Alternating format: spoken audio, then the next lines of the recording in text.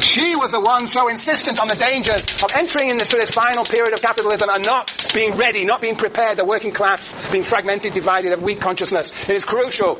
It's crucial that the working class be ready to march, as they say, march onwards to socialism rather than descend into the abyss of barbarism. Good. Now, any questions? Oh, okay, Chelsea. I just want to say this because we've talked about this before, and I think people kind of laugh at this idea a little bit. Like, when you say socialism or barbarism, or I would like to apply it now, I don't think people take seriously enough that if this were right, that everybody treats it, and I feel like everyone I know who envisions another society treats it like we're patiently waiting for things to come forward. But, like, we are into a world of nuclear and taking out all sustainable resources. We're at the brink. We've got 90% depletion in the oceans. At this point, it's kind of like, is it revolution, or this isn't a fettering society. Capitalism's everywhere. This is talking about, when Marx says, like, either the society moves on to the next mode, or it crumbles to pieces and you start over, but we're beyond just starting over. This isn't Egypt. A couple thousand years ago, this is a lot bigger than that. And I don't know. Well, Luxemburg, if you read her essays and read her famous Junius pamphlet when she's in prison during the war, we should actually see the film on Rosa Luxemburg, but that's another thing. She has all these imaginations of what is barbarism for me, and she imagines what actually happens in Germany. What happens in Germany in the 1930s? What happens in Germany in the 1930s? We have what we call so-called fascism. But what is fascism? What is National Socialism in Germany in the 1930s? Well, how would you imagine it? How would you imagine? Fascism is a word, but what would you think it would be like to live in Germany in the 1930s? Any ideas? Anybody lived in a... Yes, it's lost? Well, very bad. Very bad. That's a good way of putting it, yes. What I'm trying to suggest is, what was bad? Like the very high inflation. Yeah, the inflation rate was actually very high in the 1920s. That brought about the crisis. The crisis that could have gone to socialism, but instead went to fascism, quote, barbarism. But what was this fascism? Right, yes. I think that anybody got a lived experience of fascism? Has anybody lived in an authoritarian regime under a dictatorship? Anybody here? Sam? I have. Do you feel you're in a dictatorship at the moment, Sam? I'd like to ask a question about your question. It's a little bit of the terminology. Yeah. That is great. Yes, that's why you have a so-called fascist party, the Mussolini party, which has coincided, of course, in time with the sort of German so-called fascist party. It's called, or you can call it a Nazi regime, but it is technically known, and political scientists and socialists call it a form of fascism, both in Italy and in Germany. But what was this Nazi regime, National Socialism? If you want, you can talk about perhaps you have some sort of inner connections to the Italian regime. Some sort of blood connections. You look very Italian to me. A little bit, somewhat. Did anybody got to tell me what it'd be like to live in Germany, Nazi Germany? Yes, Jane? You can't say what you want. Certainly. Resist the laws of political society. We can't resist the laws probably in this country. Is this country a fascist country? What would be the difference between living in this country and in Nazi Germany? There's more extreme punishment. More extreme punishments? Yes, indeed. Anybody in particular gets punished in Nazi Germany?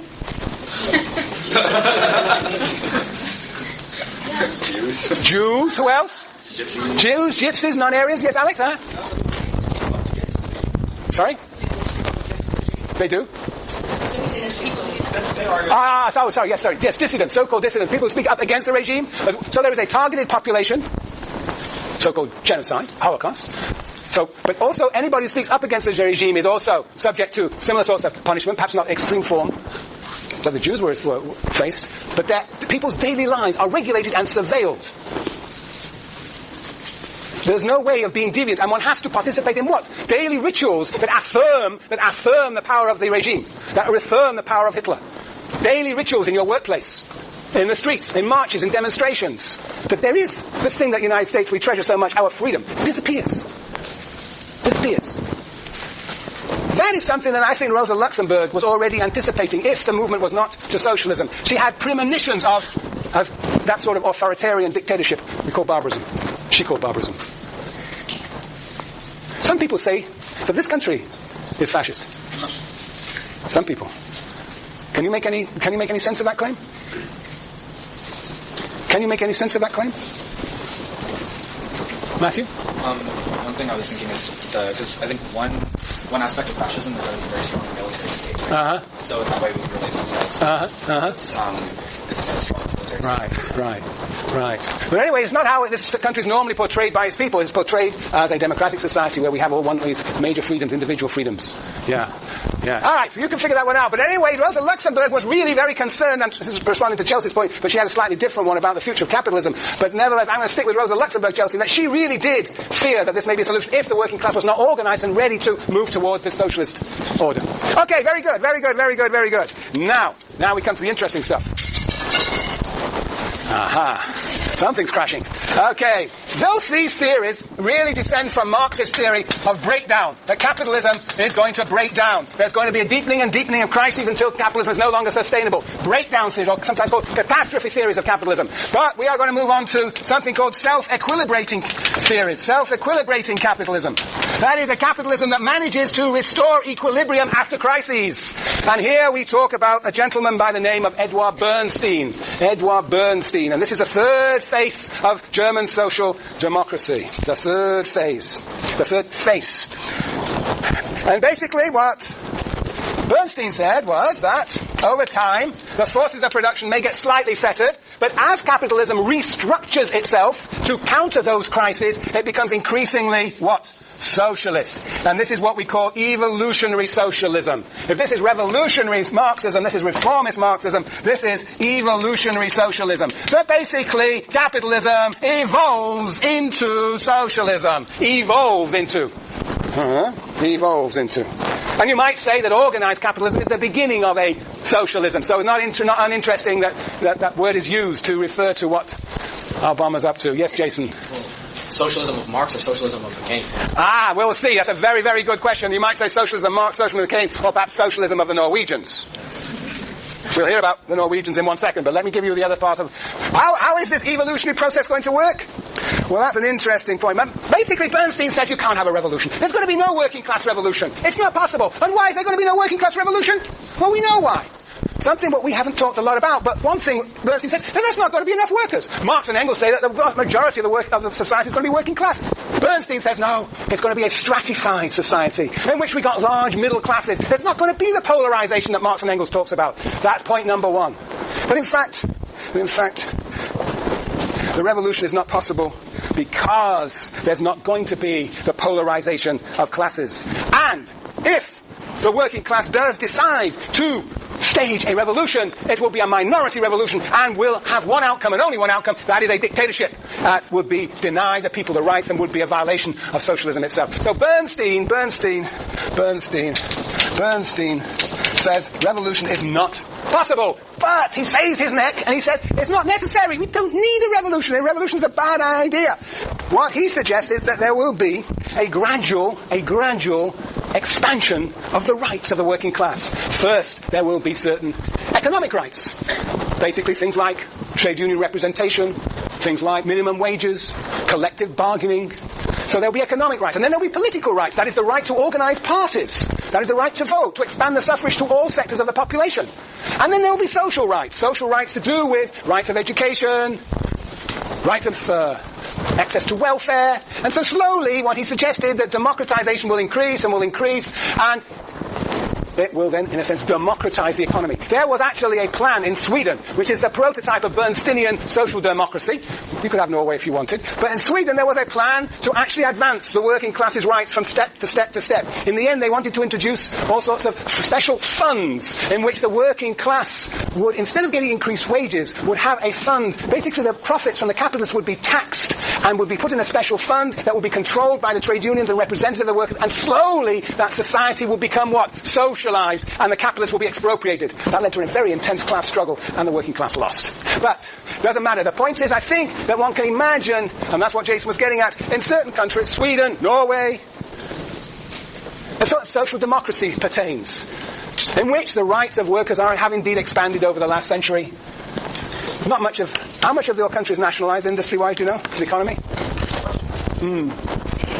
Less and less. This is Norway's victim to the market passions. Yes, indeed has become so, and so is Finland and Sweden too. But there was in the 1970s, it was the prototype of social democracy. What do you imagine? Let's leave Norway out of it. What's your imagination of your neighbour Sweden? What it's like to live in Swedish social democracy?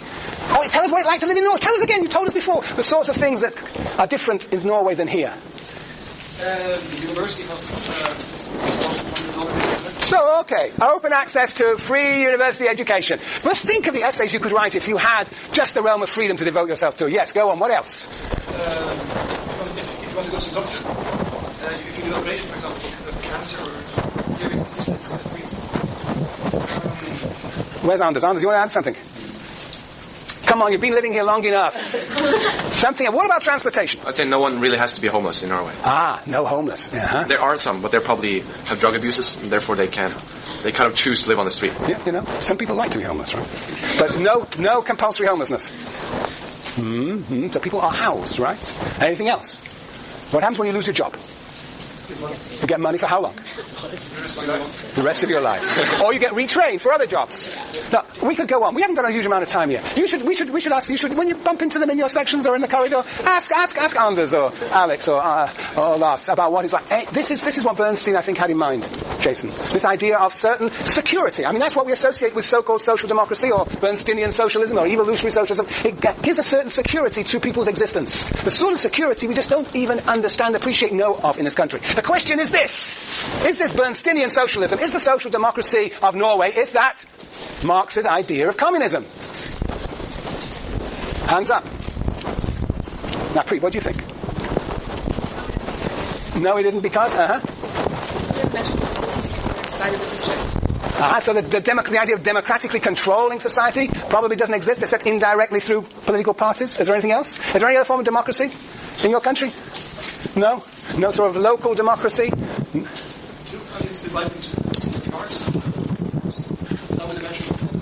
Yeah, sort of. Yeah, we'll get to America soon.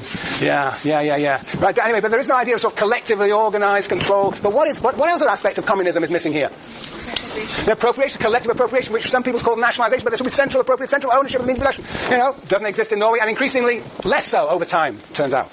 What else is missing? Yes, Neil?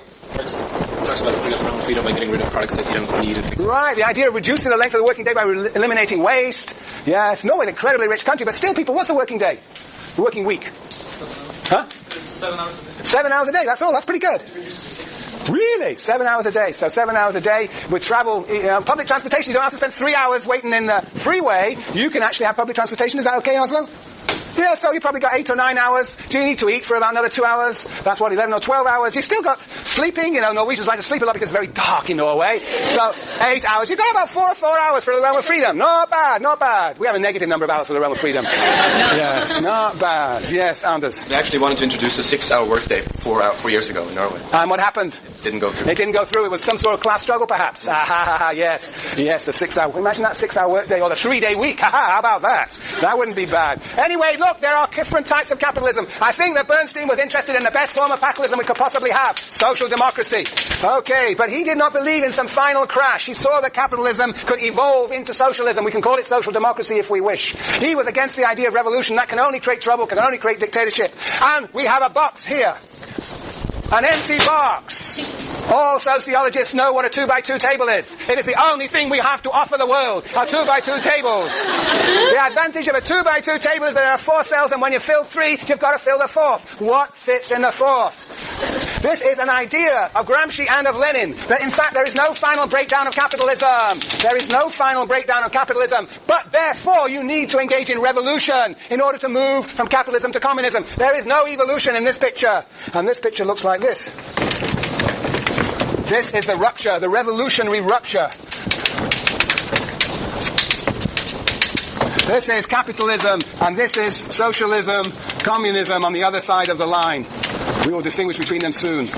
So here, Lenin and Gramsci both insist that we cannot rest upon a faith in the final breakdown of capitalism. Capitalism has this fantastic ability to re-equilibrate itself, and therefore we need to pay more attention to the revolutionary process. We need to pay more attention to the revolutionary process. Lenin, who we're going to talk about for the next week or so, 2 weeks, Lenin is going to insist on a 2-stage process of shift to communism. It's going to be a seizure of state power, and that never happened either, not really effectively, and Gramsci is going to transform our very understanding of revolution. Okay, right, I will see you on Thursday.